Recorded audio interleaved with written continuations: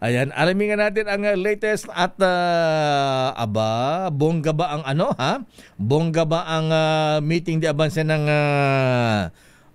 administrasyon Let?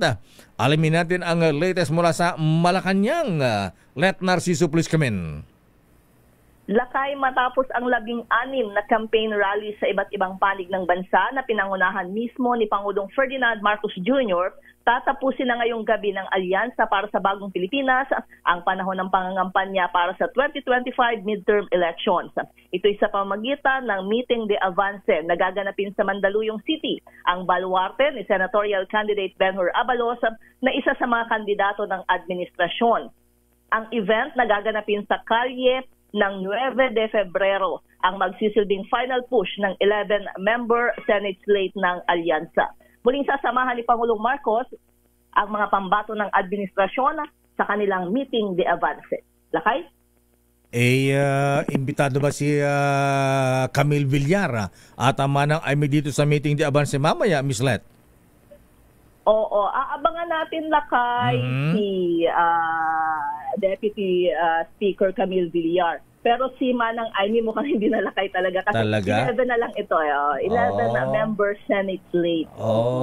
Kaya pala sa DCRS na lang yata siya magpapamiting di Avance. So ang first couple, ang Presidente Bonget at First Lady Lisa ay asahan natin dyan mamaya. Si Pangulong Marcos Lakay yung sigurado kasi siya naman talaga yung sumasama sa kampanya ng Alyansa.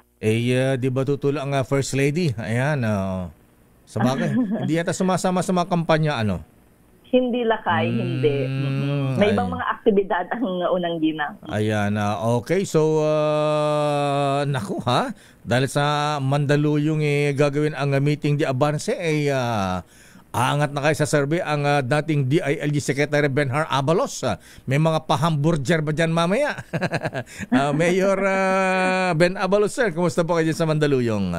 Kasi dyan sa Mandaluyong, parang sa amin sa Pinili, Ilocos Norte, Miss Let, Abay, Lunes pa ang eleksyon. Lunes pa ang eleksyon. Sa amin, tapos na ang eleksyon, Talaga ba? Oo naman.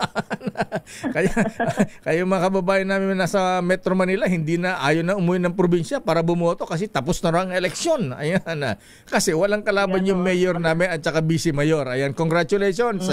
Mayor Romel Labasan at Vice Mayor Bumanglag. Ayan. So, very peaceful. Ayan, ang aming eleksyon sa Pinili, Ilocos Norte. Parang ganyan din sa parang ganyan din sa Mandaluyong yan.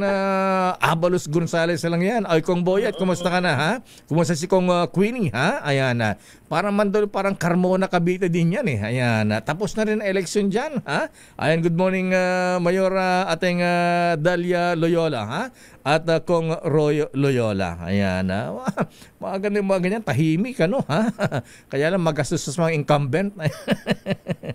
Anyway, so anong oras ang meeting de Avance, Miss Red, sa Mandaluyong? Alas 7 Lakay. Alas 7 pa. Gabi. Alas 7 pa. Akala ko hapon. Ayan.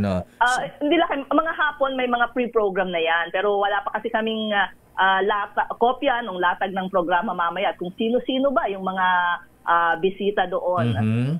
Ayan, sino ba mga artista, mga singers, banda rito, banda ron, natutugtog mamaya?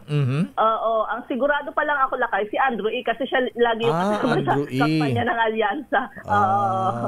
Abay, para lalong, maganda ang meeting de Avance ng Alyansa, dapat ang Pangulong Marcos mag-perform din, Magaling sa saxophone yan, Ayan, si Presidente, Baka pwede pakita rin yung galing niya sa sax. Ayan, saxophone. Ayan.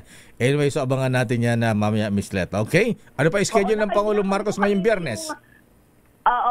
So far, yan pa lang yung schedule Lakay ni Presidente para ngayong araw. Okay, sige, abangan natin at ilang kaya ang mga kandidato ng administrasyon ang papasok sa Magic 12 kasi diyan sa team Duterte. Ayan, batay sa mga survey, mukhang dalawa na sa kanila ang pasok sa banga. Ayan, abangan natin. Binanggit mo lang kayong sa PDP Laban, kagabi pa sila nag-meeting de avance sa Liwasang Bonifacio. Natapos na Kahapon sila ba ng- yun? Akala ko mamaya. Kagabi Lakay. Tapos na Kagabi pala. Lakay. Sige, Ayan. sige. Okay nga, Rod. Maraming salamat, Miss Led. Miss Let. Good morning. Ito si Let Narciso para sa DZRH. Una sa Pilipinas, una sa Pilipino.